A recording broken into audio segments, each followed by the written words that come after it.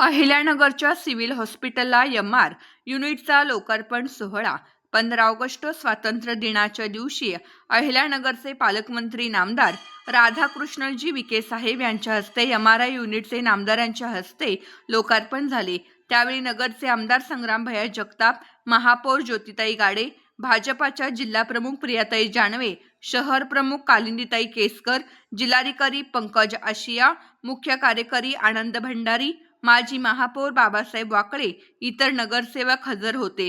Doctor Ghogre व इतर doctor व परिचारिका, इतर स्टाफ हजर होते। कार्यक्रम छान झाला।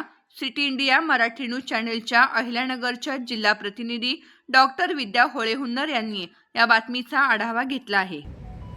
तर आपल्याला ऑपरेशन झाल्यासारखं वाटत नाही, परंतु आता या सगळ्या सुविधा मोठ्या शहरापर्यंत होत्या। आता आपल्या त्या ग्रामीण सिव्हिल हॉस्पिटल आल्यात, सिव्हिल हॉस्पिटलकडून ग्रामीण रुग्णालयापर्यंत गेल्यात। आता प्राथमिक आरोग्य कार्यकारी अधिकारी माननीय आनंद भंडारीजी, आपले उपमहापौर ॲडव्होकेट धनंजय जाधव, भारतीय जनता